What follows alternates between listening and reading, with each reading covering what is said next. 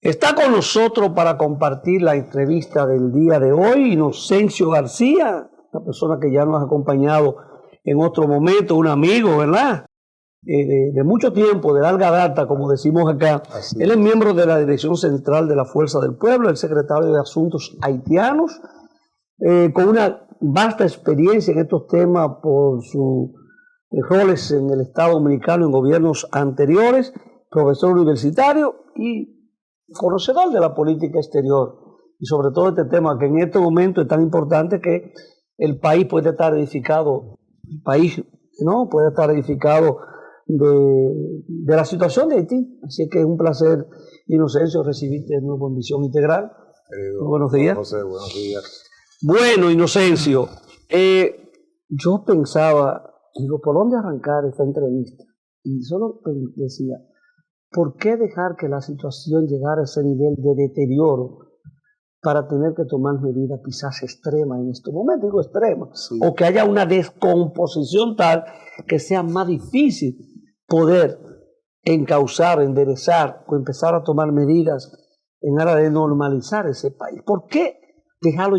Cuando todo el mundo se sabía lo que había que hacer. Se discutió, lo planteamos nosotros en los diferentes foros internacionales, en Naciones Unidas, en la OEA, y de repente esperamos que llegara hasta acá para entonces tener que actuar ahora. ¿Qué?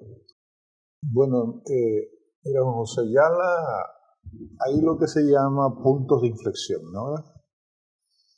Y un punto de inflexión es una coyuntura de crisis, ¿no? Hay un libro del politólogo haitiano Sauveur-Pierre Etienne que se titula Miseria de la democracia en Haití, donde él precisamente trata toda la conceptualización de la coyuntura de crisis, ¿no?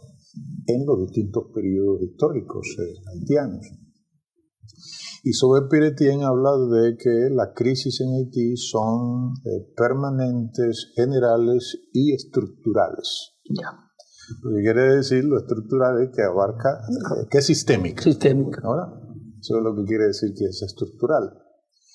Entonces nosotros tenemos, para no irnos muy atrás, ¿no? Dos coyunturas, dos puntos de inflexión, que lo que hace el punto de inflexión es, la coyuntura crítica es que agrega elementos nuevos que antes no estaban en el anterior. Por ejemplo, la crisis, el magnicidio del presidente Jovenel Moïse el 7 de julio desata todo esto, de 2021, se puede decir que se corresponde con una coyuntura de crisis, porque se convierte este magnicidio, el asesinato del presidente Jovenel Moïse en su alcoba nupcial. Cosa que nada más en Haití ha pasado. No, solamente. Solo en Haití ha pasado. No hay precedente. Uno revisa la historia y solamente ha ocurrido en Haití.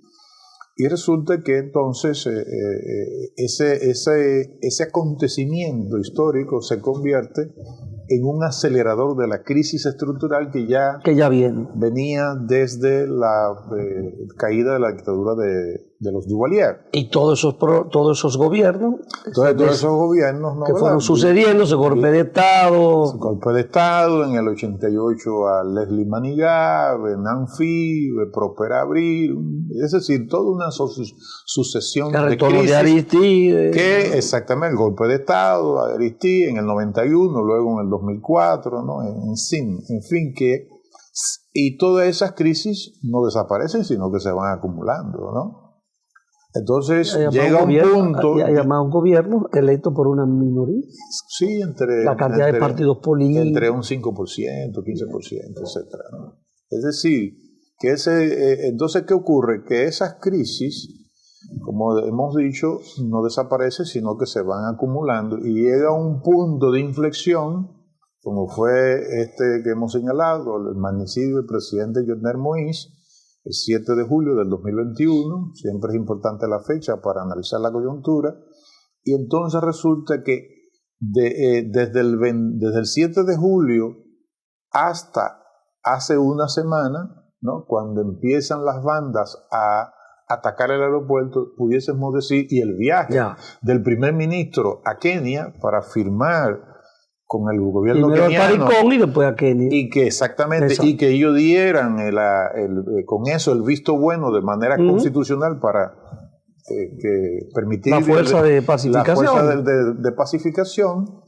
Entonces eso podemos decir que constituye otro punto de inflexión, otro punto de la coyuntura crítica en que Haití ha estado viviendo durante ya 37 años después de la caída de la dictadura, a partir de la Constitución del 29 de marzo de 1987. Entonces, por tu introducción, precisamente el por qué permitir que eso llegara hasta aquí, ya la descomposición está. O sea, ya la descomposición, ya eso se salió del cauce ha hecho más compleja la intervención de la sociedad internacional.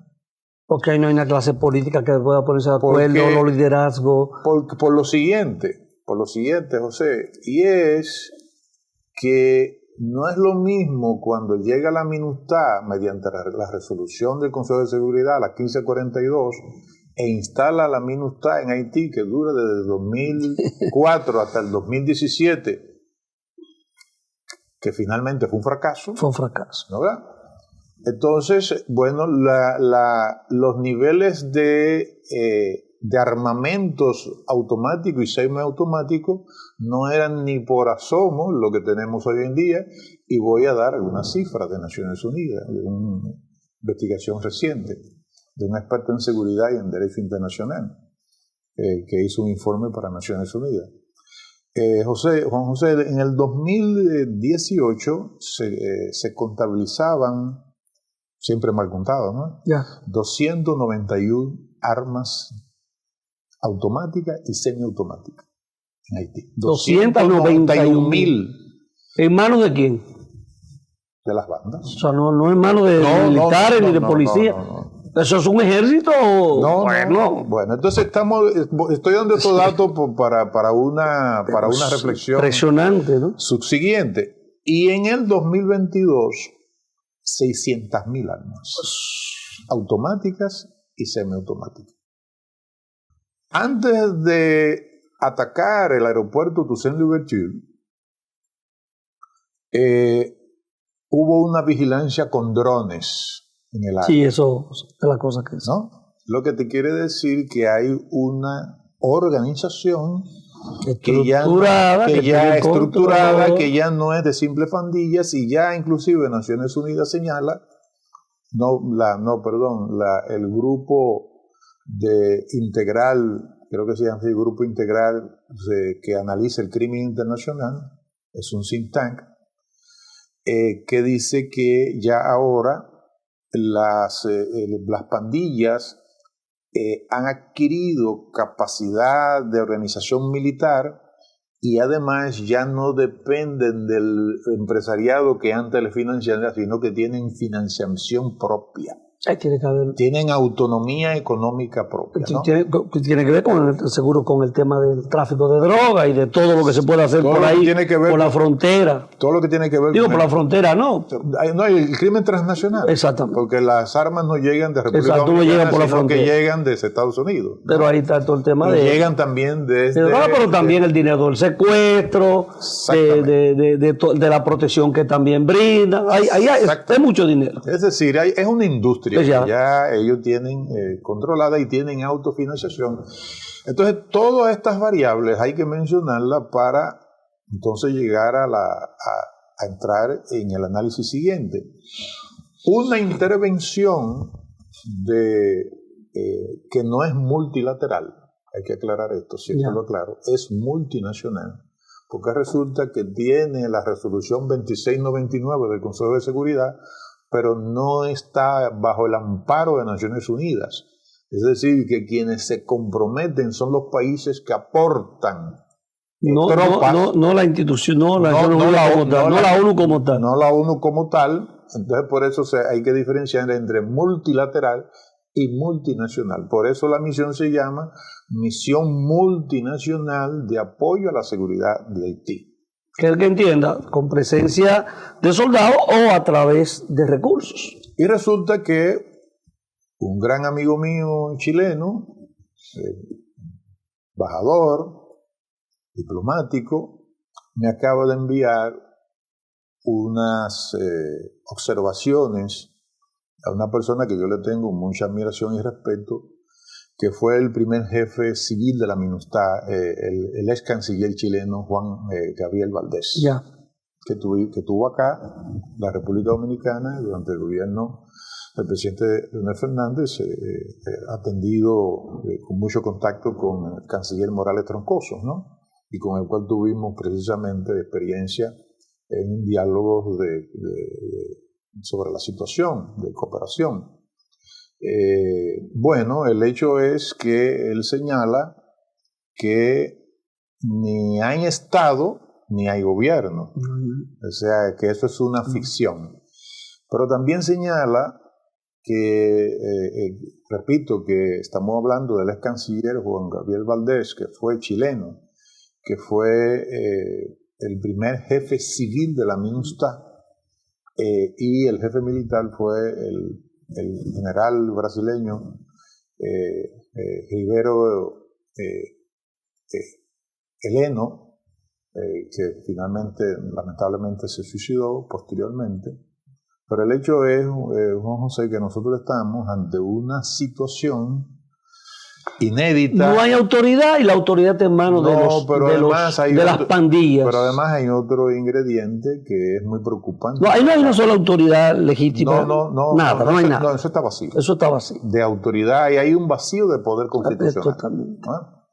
Es decir, ahí están las pandillas, que son las que tienen el poder efectivo. El control del territorio. Ya de Haití se habla, de Puerto Príncipe, de un 80% del territorio control. Y extendiéndose hacia la... Imagínate lo que está pasando. No, ellos de manera indirecta... En el interior. De manera indirecta, las pandillas tienen el control del 100% del territorio. Exacto. Porque ellos tienen el control de las rutas que conectan a la capital con el interior. Entonces significa que tienen... Y una policía disminuida, porque lo que ha ocurrido, el asalto a cuarteles policiales, ¿no? Sí. Qué cosa que tú dices. O una cárcel que tú tengas la capacidad de ir y liberar todos los presos, tampoco eso se ha visto en ninguna parte del mundo. O sea, más de 3.000 delincuentes a la calle, eso viene a fortalecer ese ejército. Viene a fortalecer la tesis de que no hay Estado. No hay. Que el Estado colapsó, como hemos venido diciendo desde hace ya un tiempo. Y un agravante es que en informes de organismos internacionales y particularmente de Naciones Unidas se señala que el 40% de los policías están en contubernio con las pandillas. Imagínate tú, ¿no? Que una policía pequeña, que se habla de algunos 13.000, pero que por ahí anda pero los que están en activo son 4.000. Y sin ninguna motivación. Y que muchos han desertado precisamente por temor a la represalia que hay. Enfrentamiento con la pandilla. Entonces, ahí está la parte agregada, la parte de toda... O sea, ahí hablaba un informe de unos 84.000 personas o que habían sido secuestradas, asesinadas, agredidas. No, o sea, no con relación, Juan José, al 2022. 2022, 2023. 2023 con respecto al 2022, los homicidios aumentaron en un 121%. Sí, porque pasaron a más de 4.000. Pasaron a más de 4.000. O sea, decía, como todo el que está en medio de esa violencia, contabilizaban todo el que secuestro. Pero hay además desplazamiento de personas de sus hogares de más de 300.000 personas. Y más de la mitad de la población en estos momentos está pasando hambre. Más de la mitad de la población. 5.5 millones de personas. Exacto. Entonces, en medio de una... En situación alimentaria grave, ¿no? Entonces, ¿Dónde vamos entonces en medio de esa situación? Un primer ministro que tiene que presentar renuncia, que está presionado ahora mismo por Estados Unidos. Así es. Para que presente renuncia, y quien ahora está como interino. No, pero ese es interino porque salió. Exactamente. Salió, ¿no? Simple y llanamente. Él era el primero en sucesión, vamos a decir. Bueno, sí, pero bueno, el tema es Ariel Henry, ¿no? ¿Verdad? Que fue el que ese grupo, el Core Group, ¿no? Mediante un tuit, ¿no? los instó a formar gobierno y se instó, apoyado por los Estados Unidos. Exactamente, y entonces él formó gobierno inmediatamente, ¿no?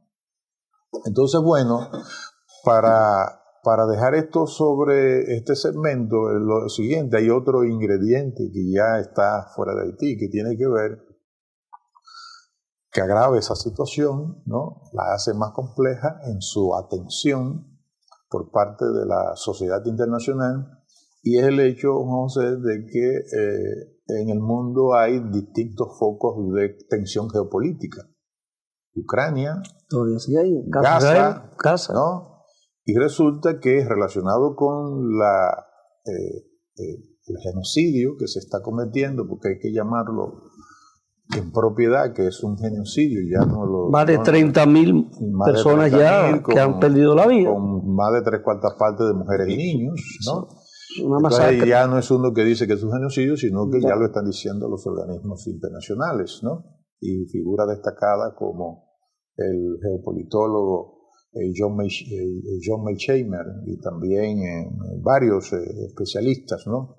Entonces tú tienes todos esos focos y resulta que el Consejo de Seguridad, que es el único organismo internacional en materia de derecho internacional público cuyas resoluciones son vinculantes, no así las resoluciones de la Asamblea General, ¿no? Ese organismo cuyas resoluciones son vinculantes de Naciones Unidas es las 5 grandes potencias o están en guerra o están en tensión geopolítica. Es decir, tú tienes Francia, Reino Unido y Estados Unidos, 3 de Occidente, y tiene a 2 de no occidentales, que son Rusia y China, y esos países, uno de ellos, Rusia, está en guerra contra la OTAN, el escenario que se produce en Ucrania, pero es una guerra de Rusia contra la OTAN, o la OTAN contra Rusia, y además entonces tú tienes luego las tensiones de Estados Unidos con China con Taiwán. Pero entonces le agregamos esta crisis de la Franja de Gaza con Israel y luego la del Mar Rojo con los hutíes, que no están dejando pasar barcos que tengan matrícula o acciones de Israel. Lo que entonces hace más compleja la atención al problema haitiano, ¿no? Entonces, eso tiene una derivación en materia de defensa y seguridad nacional para la República Dominicana. Eso ahora vamos a hacer la pausa para retomar la conversación en ese punto. En breve retornamos.